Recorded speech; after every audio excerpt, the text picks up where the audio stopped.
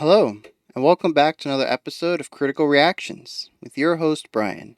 Today we're going to be moving on with this weekend's special selection with a very interesting titled song and band.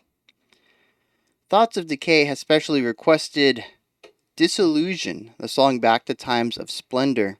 Says that they don't necessarily listen to metal that much anymore, but the album the song came from 2004 and has remained my favorite album of all time. Despite being a concept album, each song stands on its own, with the title track being the centerpiece of the journey.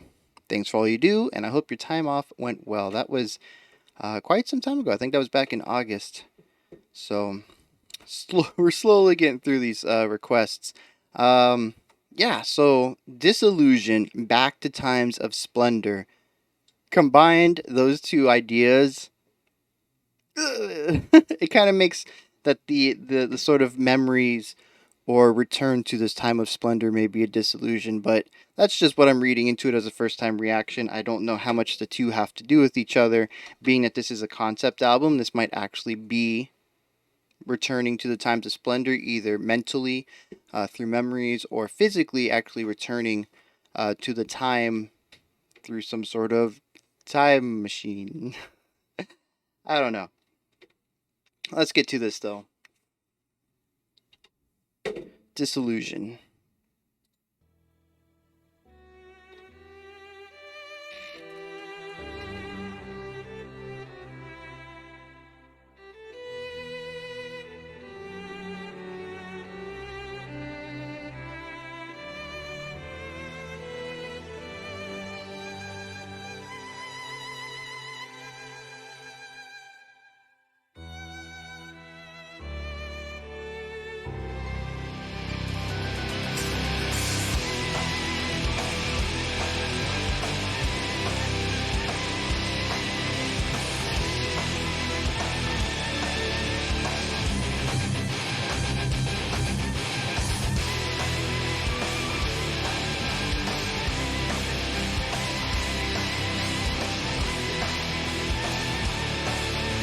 Nice little folk feel to this.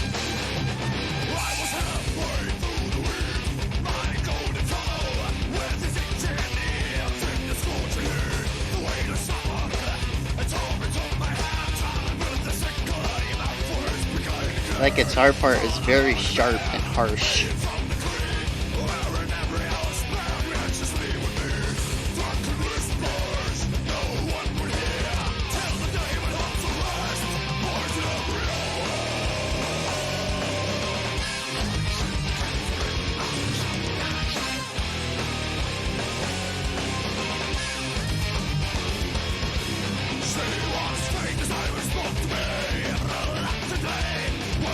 Nice little trill there in the vocals.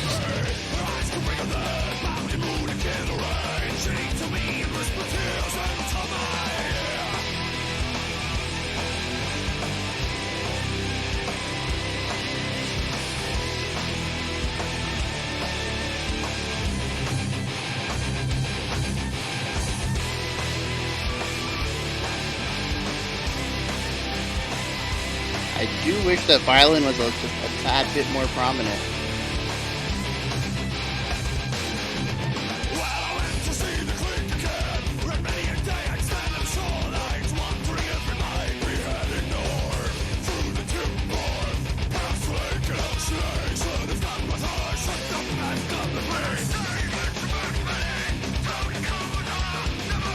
Interesting halftime feel in the drums.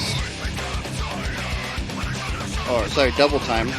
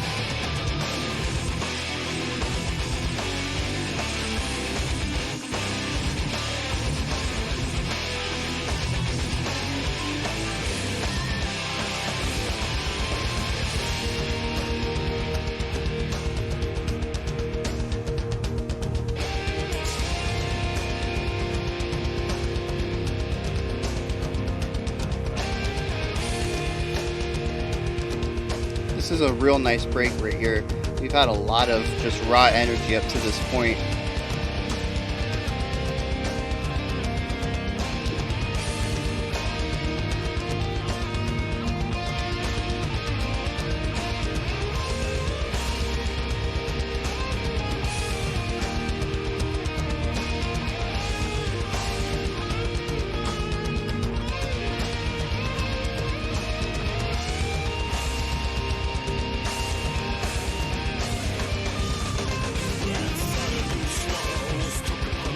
Really nice sense of melodic narrative going on there in that guitar solo.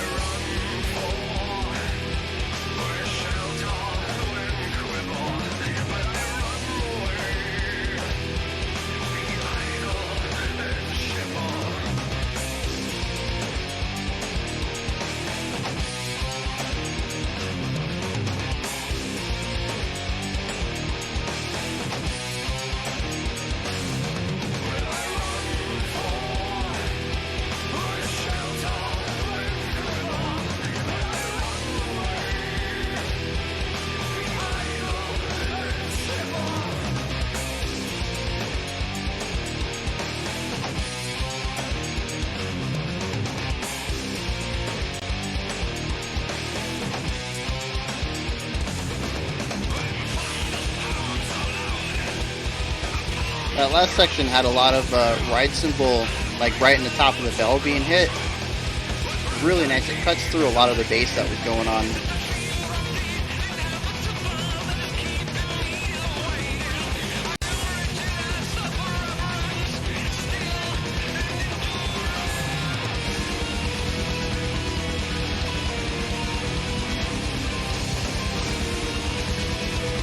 Got a nice little 3 feel here. I don't think we've switched from 4/4.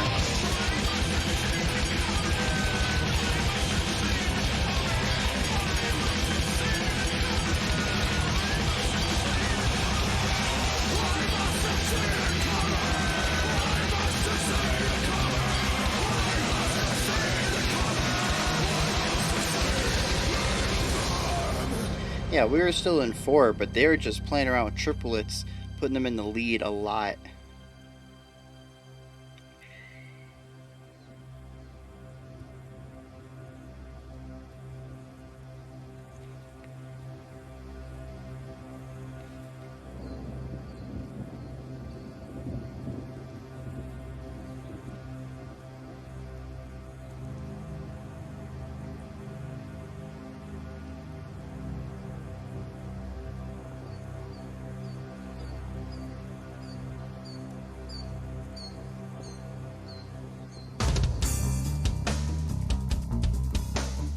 Yes.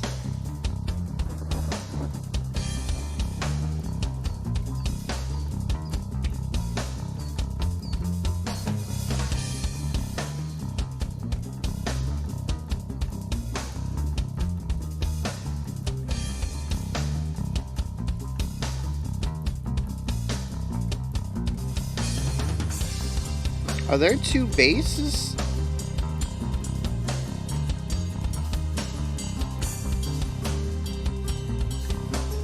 Oh, you know what? I think this side's just guitar. But it's palm muted.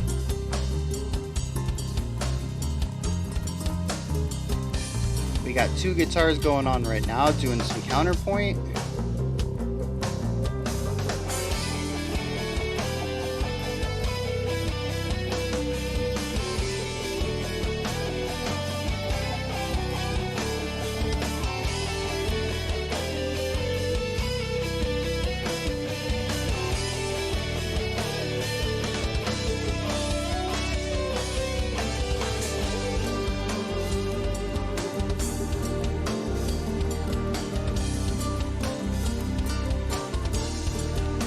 flipped over to a 6 feel.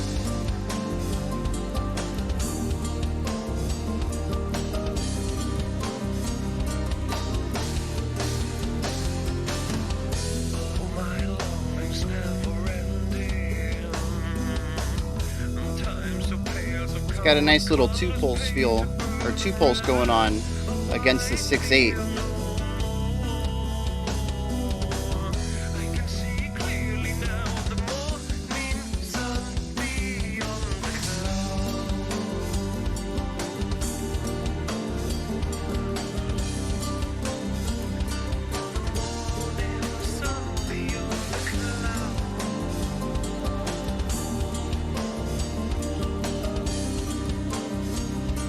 Beautiful work though, nothing I was expecting given the intro.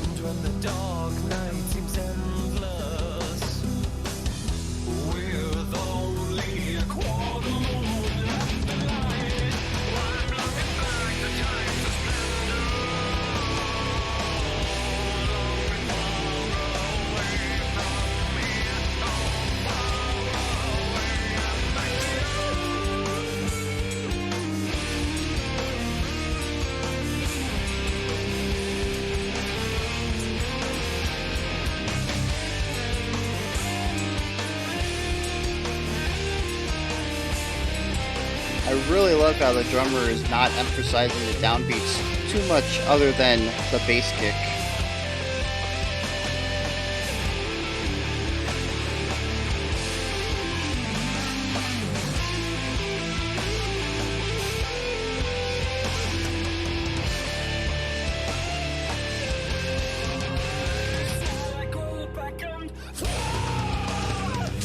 Okay.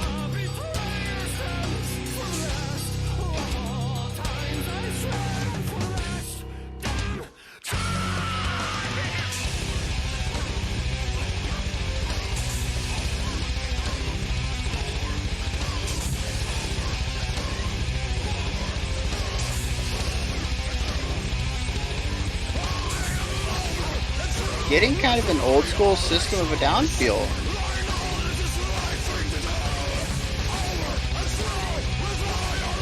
Anyone else? Is that just me?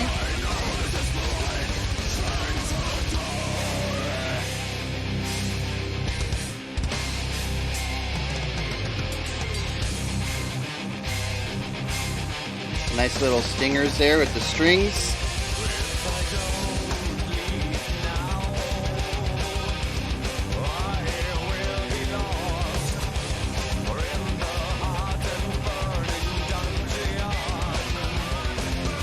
Real good use of making the sound wider by having like a choir effect underneath all this.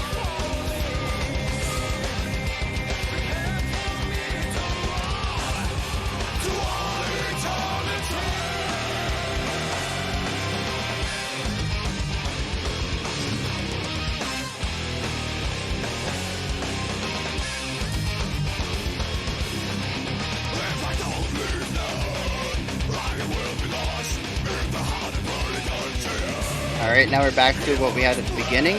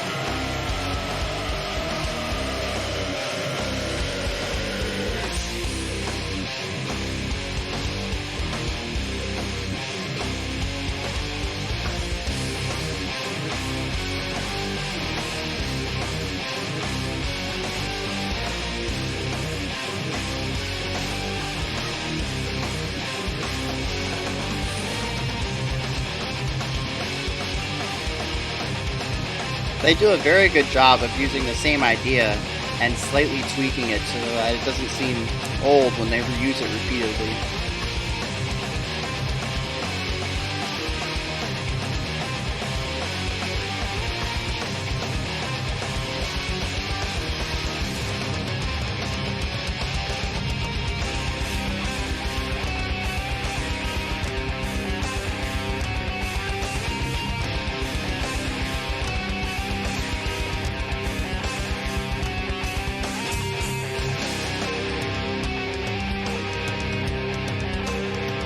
That was interesting.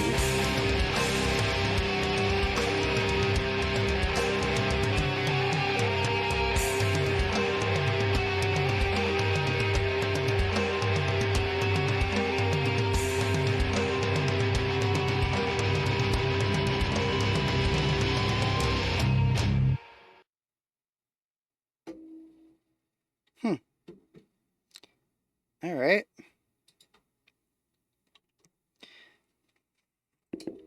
So these guys do a lot of things very well. Um, that line do do do do do do do do do do do do do do that is used throughout the entire song. It's kind of crazy how often a variation of that pops up. Um, like that do do do do do do. That's like a triplet version of that same run that we see from the beginning. So it's just they do all these little slight variations to take a single idea and stretch it out over 14 minutes, allowing it to come back repeatedly in several sections without seeming old, without seeming like something we've already been, an idea that we've already tread.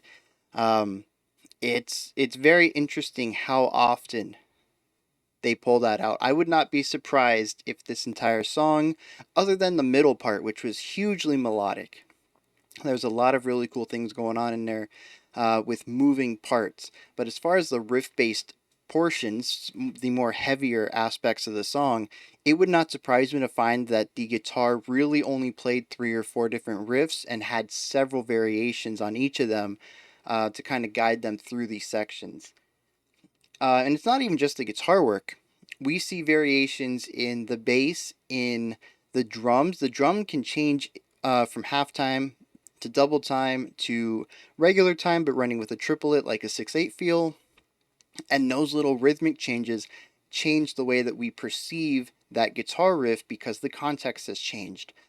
We saw that a couple of times right there at the end, maybe like 2 minutes before the end, when we were running that riff over and over and over, but the instruments around the guitar were changing. Sometimes some instruments would cut out completely. Sometimes an instrument might come in and start chugging around it. Sometimes the drum might throw a lot of cymbals in there, and then the next time it'll be a tom run. And all these little context changes alter the way we perceive that riff. Despite hearing it, 1,000 times, it doesn't really grow stale for the most part. I'm not going to say that, around the 10-minute mark, I was like, okay, can we do something else? I was feeling that. It was starting to wear on me. But I gotta give them props for trying to build a song kind of around like two or three different riffs. It's kind of phenomenal that they, stretched that out just by little embellishments, ornamentations, changing the context, having other instruments, have little variations as well. That's kind of the big thing that stood out to me as far as the riff-based sections go. They didn't really appeal to me. The vocals are not something that I typically enjoy. That really harsh, kind of distorted clean. We're not doing a scream. We're not doing like a fry or a growl. It's just like yelling, yelling with a deep voice. Uh, and it just, I'm still working on growls, man. I can only I can only work on one vocal style at a time. It didn't completely turn me off of the song. I made it through, but it's not something I'm going to actively go out and listen for. So those vocals at the beginning, I really thought I knew what was going on. This is another song that pulled like a 180 and just really surprised me in the halfway point. Because I kind of figured I knew what was going on. It's called melodic death metal. We have these death, almost growly yells. We have heavily rhythmic music. I kind of figured I knew what was in for. And yeah, yeah, I was surprised around the middle when we dropped down and kind of simplified everything. But going back to the vocals, again, they surprised me. They came out with some nice harmonies. They came out with some very nice cleans. Um, the accent was sometimes a little comedic for me, but I'm not holding it against them. Their origin, it says here in the description, is Germany. They're not speaking their native tongue. I got to give them props for that also. to write a song not in your native tongue. I mean, that takes. I would not do that. I would never think to write a well, for me anyways, I would not sing in anything other than English, not just because I don't speak anything else, but just because I have tried to learn other languages, and even with teachers and professors helping me through it, I never felt anything more than an American trying on another voice, trying on another language. So, yeah, I can't. They got guts just to do that alone. Um, but like I said, there were a couple of times just the phrasing or maybe the accent itself kind of had me chuckle a little bit just because of the way that maybe a syllable I wasn't expecting was accented rather than the one that I would typically associate with the word or something like that. Not again, not to discredit them, just kind of pointing that out. So it probably is a fairly serious song, but there were a couple of moments that I found a little comedic. um, Also, speaking of the vocals, what was with those animalistic screams? They were almost, I don't even know, man. I couldn't even reproduce them if I wanted to. It was right after the clean section, and we started doing like this, I don't know, like fall in this descent. The music was kind of getting very ominous and eerie, and this dude just whips out these demonic screams. Was was not expecting it, and they were very uncontrolled. It wasn't your typical uh, fry scream that pretty much everybody gets trained to do. They're just there's a typical fry scream these days, and this was more of an uncontrolled, just lots of air and going a little bit higher, maybe a little bit of falsetto in there, and then cracking that falsetto. And it was unexpected. And that caused me to have a little bit of a chuckle. I don't know if I showed that externally or if that was completely internal. That was an interesting vocal idea texture that he put on those. Um, so yeah, I just kind of want to put that out there. I did have some moments of comedy in this otherwise rather serious track. I assume a lot of it is fairly heavy. There aren't really any moments that I would say feel comedic in delivery or in playing or any sort of unexpectedness in the music. It seems to be fairly straightforward, fairly serious. So, yeah, if you saw me chuckle, that's why. Just a couple of moments that caught me off guard. It was sort of like an absurdist kind of comedy thing where I'm expecting something and I just totally don't get that.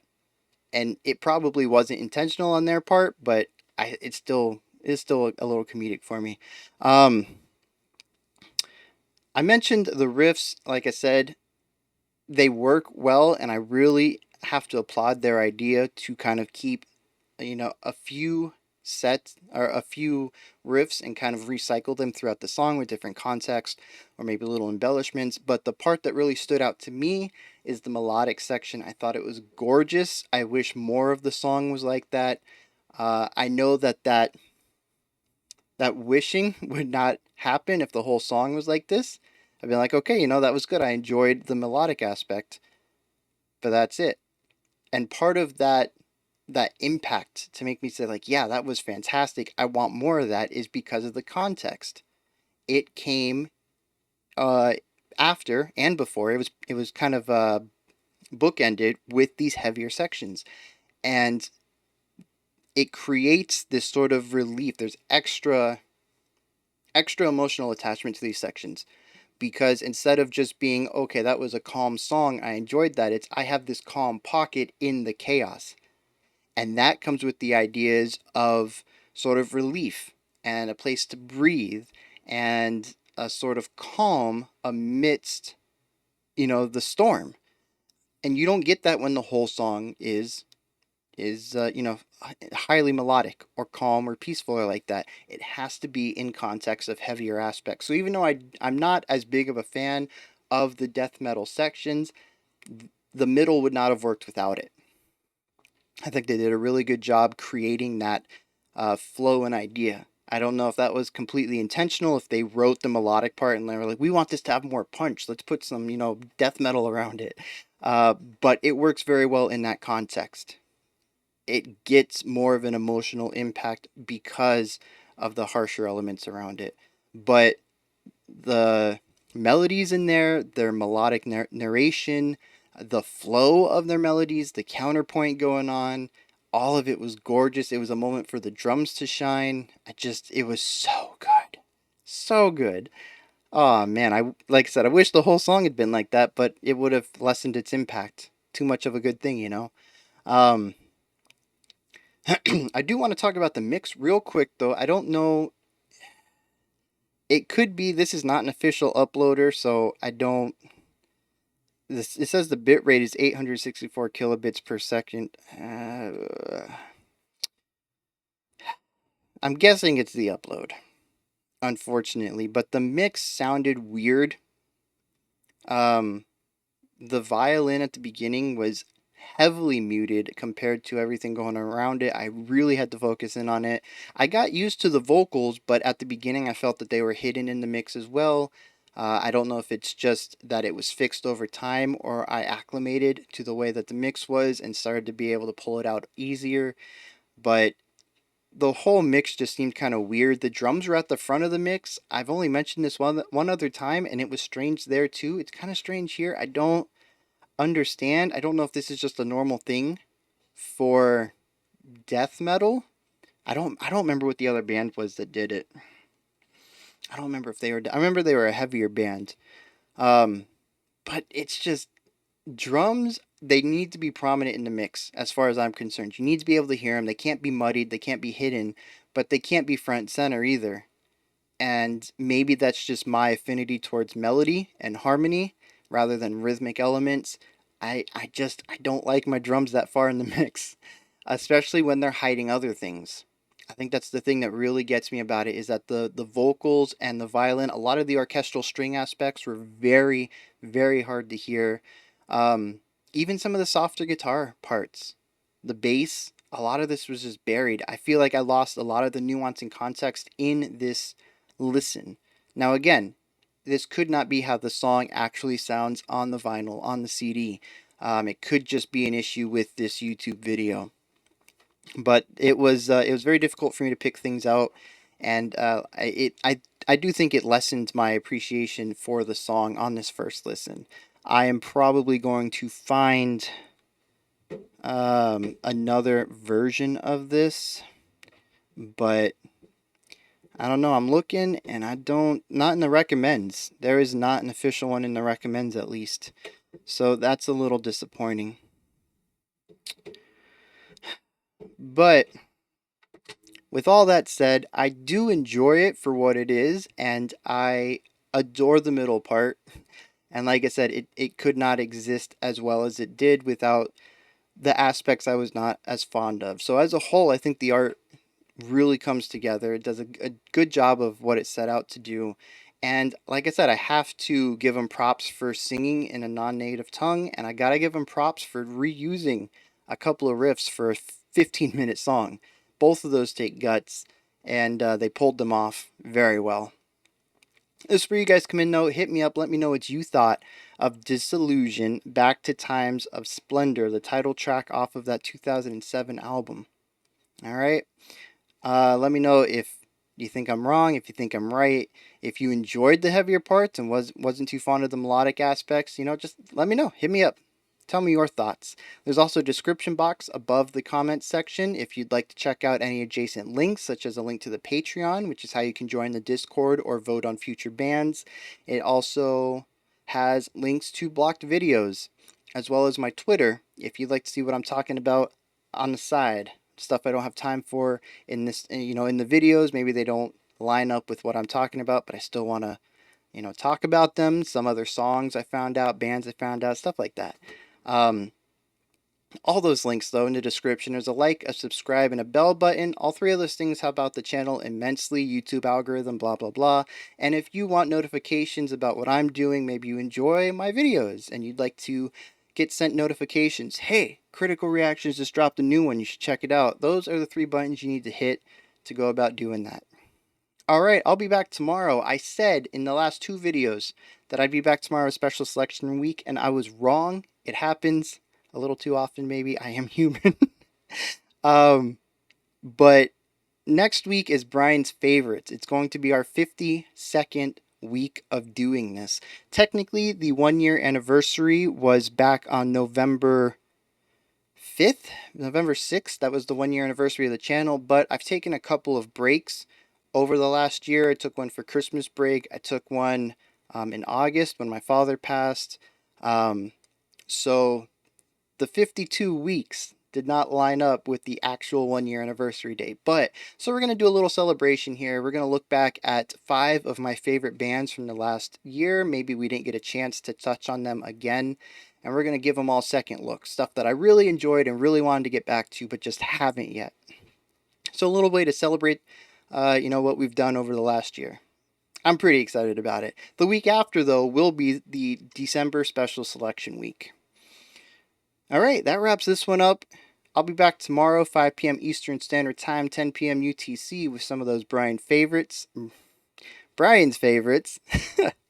And, yeah, I'm excited for it. I don't know if you're excited for it. But until then, you guys stay safe out there, keep being awesome, and have a fantastic morning, afternoon, or evening, whenever you choose to watch my videos.